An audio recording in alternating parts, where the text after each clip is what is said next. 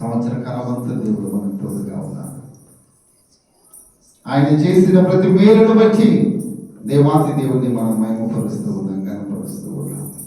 బలహీనంగా ఉండగా బలపరిచిన దేవుడు, అనారోగ్యంగా ఉండగా ముట్టి స్వస్థపరిచిన దేవుడు, మనం అవసరతలో ఉండగా మన ప్రతి అవసరము తన మహిమలో తీర్చిన దేవుడు, మన రాక పోకలయందు ఆయన యొక్క కృపను, సన్నిధిని, కాపుదలను తోడుగా ఉండి నడిపించిన దేవుడు, జీవం కలిగిన దేవుడు, ఉన్నవాడు అనువాడు, నిన్న నేడు నిరంతరము ఏకరీతిగా ఉన్న దేవుడు మన జీవితంలో ఆయన చేసిన మేలంతటిని బట్టి దేవాతి దేవుడు మనమందరం కూడా మహిమపరుద్దాం.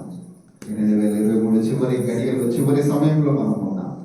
2024 నూతన సంవత్సరంలో మనం ప్రవేశించక ముందు దేవుడు చేసిన మేలుకై మనమందరం కూడా మన యొక్క 2 చేతులు పైకెత్తి దేవాతి దేవుడిని మనం మహిమపరుద్దాం. ప్రతి ఒక్కరు కూడా తమ 2 చేతులు పైకెత్తి దేవుని యొక్క సన్నిధిలో ఈ యొక్క చరణాన్ని మనం అందరం కలిసి పాడుకుందాం. దయతో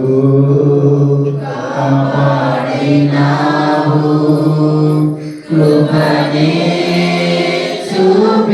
చూపించినావు, దయతో కాపాడినావు, కృపనే చూపించినావు, నిన్నునే మరువనేసు, నిన్నునే విడువనేసు, స్తుతించెదా నీ నామం దేవా అనుదినం. మహాగణుడ పరిశుద్ధుడానికి వందనాలు, స్తుతులు, స్తోత్రాలు చెల్లిస్తూ ఉన్నాం.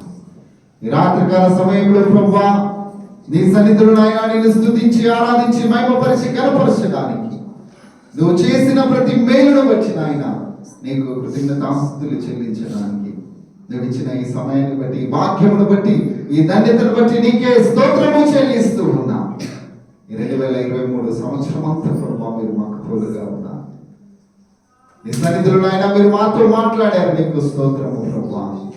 2024 నూతన సంవత్సరంలోనికి మేము అడుగు పెట్టక మునుపు మాకు ఏ మాటలైతే